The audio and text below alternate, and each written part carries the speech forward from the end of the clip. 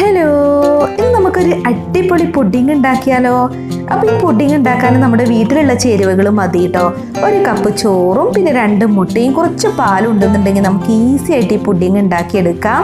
ചോറ് കൊണ്ട് ഉണ്ടാക്കിയതാണ് ഈ പുഡിംഗ് എന്ന് ആരും പറയില്ല, അത്രക്കും ടേസ്റ്റാണ്. അപ്പോൾ പുഡിംഗ് ഉണ്ടാക്കാൻ വേണ്ടിയിട്ട് ഞാനിപ്പോൾ ഇവിടെ 1 കപ്പ് ചോറാണ് എടുത്തിട്ടുള്ളത്. അപ്പോൾ അത് മിക്സിയുടെ ജാറിലേക്ക് ഒന്ന് ഇട്ട് കൊടുക്കുക. പിന്നെ അതിലേക്ക് മധുരത്തിന് ആവശ്യമായിട്ട് 1/2 കപ്പ് പഞ്ചസാരയാണ് ചേർക്കുന്നത്. പിന്നെ ഞാനിതിലേക്ക് 2 മുട്ട പൊട്ടിച്ചിട്ട് ചേർക്കുന്നുണ്ട്.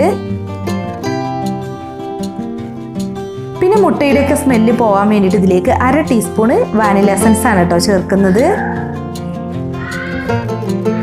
പിന്നെ ഒരു പിഞ്ച് ഉപ്പും കൂടെ ഇട്ട് കൊടുക്കുക. അപ്പം നമ്മുടെ പുഡിങ്ങിൻ്റെ ടേസ്റ്റ് ഒന്ന് ബാലൻസ് ചെയ്യാൻ വേണ്ടിയിട്ടാണ് ഉപ്പ് ചേർത്തിട്ടുള്ളത്. ഇനി ഇത് നന്നായിട്ടൊന്ന് അരച്ചെടുക്കണം.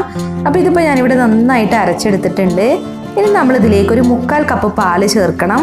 പാലും കൂടെ ചേർത്തിട്ട് നമ്മളിത് ഒന്നും കൂടെ ഒന്ന് അടിച്ചെടുക്കണം കേട്ടോ. അപ്പോൾ നമ്മൾ ഈ പുഡിങ് ആവിയിലാണ് വേവിക്കുന്നത്. അപ്പോൾ നല്ല സോഫ്റ്റ് ആയിട്ടുള്ളൊരു പുഡിങ്ങാണ് കേട്ടോ അത്. അപ്പോൾ പാല് ചേർത്തിട്ട് ഒന്നും കൂടെ ഒന്ന് അടിച്ചെടുക്കാം. അപ്പോൾ ഞാൻ പുഡിങ് വേവിക്കാൻ ഇതുപോലെ ഒരു ബൗളാണ് എടുത്തിട്ടുള്ളത്. അപ്പോൾ നിങ്ങൾക്ക് ഇഷ്ടമുള്ള പാത്രം എടുക്കാം. അപ്പോൾ അതിൽ കുറച്ച് ഓയിൽ തടവണം കേട്ടോ. എന്നിട്ട് വേണം നമ്മൾ പുഡിങ് മിക്സ് അതിലേക്ക് ഒഴിച്ചു കൊടുക്കാൻ. എന്നാലേ നമ്മൾ പുഡിങ് വേവിച്ച് കഴിയുമ്പോൾ ഈ പാത്രത്തിൽ നിന്ന് വിട്ട് പോരുള്ളൂ.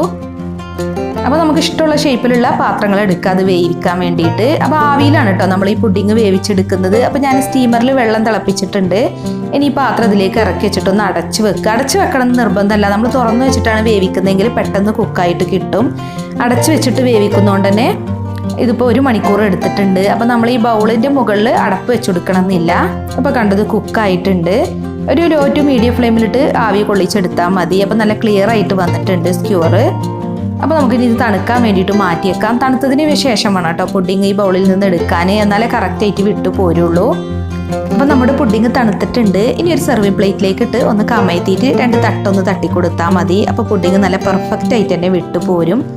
കണ്ടില്ലേ, നമ്മുടെ പുഡിങ് നല്ല പെർഫെക്റ്റ് ആയിട്ട് കിട്ടിയിട്ടുണ്ട്. നല്ല സോഫ്റ്റാണ് കേട്ടോ. ഇങ്ങനെ തെന്നി കളിക്കുന്നൊരു പരുവൊന്നുമില്ല, ആ ഒരു പരുവത്തിലാണ് ഈ പുഡിങ് ഇരിക്കുന്നത്.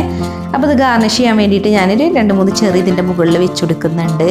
അപ്പം നല്ല സോഫ്റ്റ് ആയിട്ടുള്ള പുഡിങ്ങാണ് കേട്ടോ. വായിൽ വെച്ച് അലിഞ്ഞു പോകുന്ന പുഡിങ് എന്നൊക്കെ കേട്ടിട്ടില്ലേ, ആ പരുവത്തിലുള്ളൊരു പുഡിങ്ങാണ്.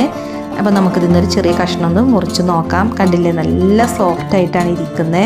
അപ്പോൾ നിങ്ങൾ ഒരു പ്രാവശ്യമെങ്കിലും ഒന്ന് ട്രൈ ചെയ്ത് നോക്കുക കേട്ടോ. നമ്മുടെ വീട്ടിലുള്ള ബാക്കി വന്ന ചോറും മുട്ടയും പാലും ഒക്കെ മതിയല്ലോ ഇത് ഉണ്ടാക്കാൻ. അപ്പോൾ കുട്ടികൾക്കൊക്കെ വൈകുന്നേരമൊക്കെ ഉണ്ടാക്കി കൊടുക്കാൻ പറ്റിയ നല്ലൊരു പുഡിങ് തന്നെയാണിത്. അപ്പോൾ നിങ്ങളൊന്ന് ട്രൈ ചെയ്ത് നോക്കിയിട്ട് നിങ്ങളുടെ ഫീഡ്ബാക്ക് അറിയിക്കാനും മറക്കരുതേ. പിന്നെ ഈ വീഡിയോ ഇഷ്ടമായി എന്നുണ്ടെങ്കിൽ ഒന്ന് ലൈക്ക് ചെയ്യുക, ഷെയർ ചെയ്യുക. അതുപോലെ നിങ്ങളുടെ വിലയേറിയ അഭിപ്രായങ്ങൾ കമൻറ്റ് ചെയ്യാനും മറക്കരുതേ. അപ്പോൾ മറ്റൊരു അടിപൊളി റെസിപ്പിയുമായി നമുക്ക് വീണ്ടും കാണാം. Thank you.